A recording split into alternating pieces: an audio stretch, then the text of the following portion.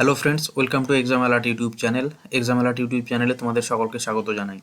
Friends, আজকে কয়েকটা গুরুত্বপূর্ণ বিষয় নিয়ে আলোচনা করব, যেটা তোমরা ভিডিওটা প্রথম থেকে শেষ অবধি দেখলেই বুঝতে পারবে। ঠিক আছে, এর আগের ইন্টারভিউ কোন কোন ফেজ কখন হয়েছিল এবং বর্তমানে কোন ফেজ কখন হতে পারে, সেই সমস্ত বিষয় নিয়ে সম্ভাবনা নিয়ে আলোচনা করব।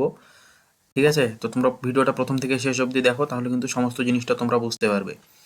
এবং পুরো পুঙ্খানুপুঙ্খভাবে এখানে বলে দেওয়া আছে কোন ডিস্ট্রিক্ট কবে ইন্টারভিউ ডেট দিয়েছিল, হ্যাঁ, কবে নোটিশ দিয়েছিল, সমস্ত কিছু কিন্তু পুঙ্খানুপুঙ্খভাবে এখানে বলা আছে। এবং সেই কম্প্যারিজনে এবং আগামীতে আমরা কোন ডিস্ট্রিক্ট পেতে চলেছি, এবং 5th 6th 7th ফেজ কিন্তু মার্চের শুরুতেই হবে ফ্রেন্ডস। ঠিক আছে, কিন্তু কোন কোন জেলা হবে সেই সমস্ত জানার জন্য কিন্তু ভিডিওটা প্রথম থেকে শেষ অবধি দেখতে হবে।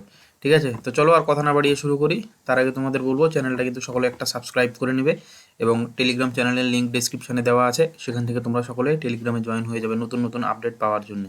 ঠিক আছে, তো দেখো বর্তমানে কিন্তু ইন্টারভিউ যেভাবে চলছে সেটা দেখে মনে হতেই পারে যে ইন্টারভিউ শেষ হতে অনেক দেরি আছে, ভোটের আগে হয়তো বা নিয়োগ সম্ভব নয়। কিন্তু তোমাদের জানিয়ে রাখি, নিয়োগ কিন্তু সরকার বা পর্ষদ ভোটের আগেই শেষ করতে চাইছে। ঠিক আছে, তার কয়েকটা কারণও আছে, সেই কারণগুলো আমি পরবর্তীতে বলছি। তোমাদের আপাতপক্ষে মনে হচ্ছে যে ভোটের আগে তো কোনো কিছুই সম্ভব নয়, তো দেখো সেটা সম্ভব, অবশ্যই সম্ভব। এবং সরকার চাইবেও যে ভোটের আগে নিয়োগটা হয়ে যাক, কারণ সামনে ভোট আছে, ভোটের আগেই নিয়োগ হয়ে যাবে। ঠিক আছে, তো দেখো কোন ফেজ কখন। এর আগের বারে কখন কোন ফেজ হয়েছিল, দেখো এর আগের বার যে 4th ফেজ হয়েছিল, সেই 4th ফেজে 3টা ডিস্ট্রিক্ট দিয়েছিল, আলিপুরদুয়ার, শিলিগুড়ি আর দক্ষিণ দিনাজপুর। ঠিক আছে, এই 3টা ডিস্ট্রিক্ট কিন্তু এর আগের ফেজে দিয়েছিল। দেখো আলিপুরদুয়ারের ইন্টারভিউ ডেট দিয়েছিল 11 তারিখ, 11/1/2023। হ্যাঁ, শিলিগুড়ির ইন্টারভিউ ডেট দিয়েছিল 13/1/2023। আর দক্ষিণ দিনাজপুরের দিয়েছিল 14/1/2023। ঠিক আছে, এবং এদের সকলের কিন্তু নোটিফিকেশান চলে এসেছিলো একই ডেটে, 29/12/2022। 29/12/2022 কিন্তু আলিপুরদুয়ার, শিলিগুড়ি, দক্ষিণ দিনাজপুরের সমস্ত এই 3টা ডিস্ট্রিক্টকে 4 ফেজের নোটিফিকেশান চলে এসেছিলো। তো আমরা এখন বর্তমানে 4th ফেজের জন্য কিন্তু অপেক্ষা করছি। তার মধ্যে শিলিগুড়িটা কিন্তু 3rd ফেজে হয়ে গেছে, বাকি রয়েছে আলিপুরদুয়ার। ঠিক আছে, আলিপুরদুয়ার বাকি রয়েছে, এদিকে বাকি রয়েছে দক্ষিণ দিনাজপুর। তো দেখার দেখার বিষয় হচ্ছে 4th ফেজে কিন্তু এই দুটো ডিস্ট্রিক্ট পড়বেই, দক্ষিণ দিনাজপুর পড়ছেই, আলিপুরদুয়ার পড়ছে কিনা সম্ভাবনা পরে আমি জানিয়ে দেবো, কিন্তু দক্ষিণ দিনাজপুর পড়ছে। ঠিক আছে, তারপরে দেখো 5th ফেজটা দেখলে আরও জিনিসটা ক্লিয়ার হয়ে যাবে, তাহলে তোমরা বুঝতে পারবে যে 5th ফেজ যেটা এবার হবে সেই 5th ফেজ এবং 6th এবং 7th ফেজে কোন কোন জেলাগুলো পড়তে পারে। দেখো এখানে টোটাল 6টা ডিস্ট্রিক্টের কিন্তু 5th ফেজে এর আগের বছরে হয়েছিল। ঠিক আছে, এদের সকলের নোটিফিকেশান দিয়ে দিয়েছিল ও 9/1/2023-এই। ঠিক আছে, দেখো পশ্চিম বর্ধমানের নোটিফিকেশান একই ডেটে সকলে দিয়েছিল। পশ্চিম বর্ধমানের ইন্টারভিউ ডেট হয়েছিল 16/1/2023-এ। ঠিক আছে, পশ্চিম মেদিনীপুরের ইন্টারভিউ হয়েছিল 17/1/2023 এবং 18/1/2023, মানে জানুয়ারির 17 এবং 18 তারিখে পশ্চিম মেদিনীপুর হয়েছিল।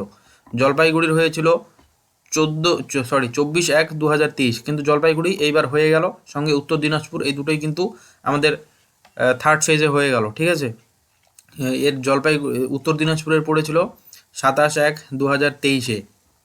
ঠিক আছে, কোচবিহারের পড়েছিল 30 তারিখ, 31 তারিখ এবং ফেব্রুয়ারির 1 তারিখে, এটা কিন্তু কোচবিহারের পড়েছিল।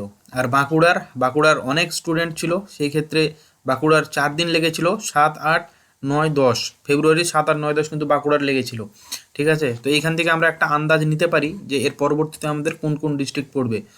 তো বাকি থাকলো দক্ষিণ দিনাজপুর, এদিকে থাকলো আলিপুরদুয়ার। ঠিক আছে, দক্ষিণ দিনাজপুর, আলিপুরদুয়ার, এদিকে আমাদের পশ্চিম বর্ধমান, পশ্চিম মেদিনীপুর, জলপাইগুড়ি, উত্তর দিনাজপুর হয়ে গেছে, কোচবিহার আর বাঁকুড়া। ঠিক আছে, তো নর্থ বেঙ্গলের কিন্তু কোচবিহার বাকি থাকলো, এদিকে বাকি থাকলো আলিপুরদুয়ার, দক্ষিণ দিনাজপুর, মালদা। ঠিক আছে, তো এই 4টে ডিস্ট্রিক্টের মধ্যে কিন্তু যে কোনো দুটো ডিস্ট্রিক্ট 4th ফেজে দেবে, এবং বাকি এই 5th ফেজ মধ্যেই কিন্তু আমাদের নর্থ বেঙ্গল কমপ্লিট হয়ে যাবে। ঠিক আছে, এবার সাউথ বেঙ্গলের কথা যদি বলতে চাই, আমাদের বর্ধমান কিন্তু এবার দেবে 4th ফেজ, 5th ফেজ কিন্তু বর্ধমান চলবে। ঠিক আছে, পশ্চিম মেদিনীপুর, এদিকে তোমার হচ্ছে বাঁকুড়া না দিয়েও এবার পুরুলিয়াও দিতে পারে, তো সেটা সময় বলে দেবে। কিন্তু বর্তমান যেটা আপডেট হচ্ছে যে আমাদের পরবর্তী 3টা ফেজ, সবচেয়ে বড় খবর যেটা হচ্ছে সেটা মার্চের মধ্যেই কিন্তু 3টা ফেজ হয়ে যাচ্ছে, মার্চের শুরুর থেকেই হয়ে যাবে। ঠিক আছে, মার্চের শুরু থেকে ইন্টারভিউটা শুরু হয়ে যাবে এবং শেষের দিক যেতে যেতে কিন্তু পুরোটাই আমাদের কমপ্লিট হয়ে যাবে, এবং প্যানেল যেটা সেটা কিন্তু লাস্ট অফ এপ্রিল বেরিয়ে যেতে পারে।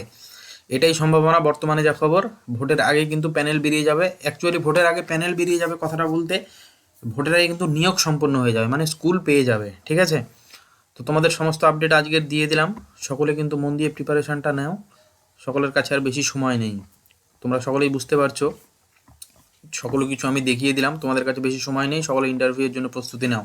আর আমাদের টেলিগ্রাম চ্যানেলে যুক্ত হয়ে যাও, সাথে এই চ্যানেলটা সাবস্ক্রাইব করে একটা লাইক করে দাও, এবং তোমাদের মূল্যবান মতামত সেটা কিন্তু কমেন্ট করে জানাও। ঠিক আছে, আর এই রিলেটেড যদি আরও ডিস্ট্রিক্ট কোন ডেটে কবে হয়েছিল ইন্টারভিউ, নোটিশ ডেট কবে, সমস্ত ডিস্ট্রিক্ট ওয়াইজ যদি তোমরা চাও পরবর্তী ভিডিও আমি সেটা নিয়ে আনবো, তো তোমরা সেটা কমেন্ট করো। ঠিক আছে, তাহলে কিন্তু একটা ওভারঅল ভিউ তোমরা পেয়ে যাবে। কারণ এর আগের বার যেটা দিয়েছিল সেই নিয়মেই কিন্তু একটু একটা ডিস্ট্রিক্ট এদিক ওদিক হচ্ছে, এক দুটো ডিস্ট্রিক্ট, কিন্তু সেই নিয়মেই বোর্ড হাঁটছে। ঠিক আছে, ওদের কাছে একটা ব্লু প্রিন্ট বলতে 2022-এর নিয়োগটাই কিন্তু, তো সেই পথেই হাঁটছে। তো তোমরা সকলে বুদ্ধিমান, সব কথা খুলে না বললেও বুঝে যাবে। ঠিক আছে, তো দেখা হবে পরবর্তী ভিডিওতে, সকলে চ্যানেলটা সাবস্ক্রাইব করে দিও।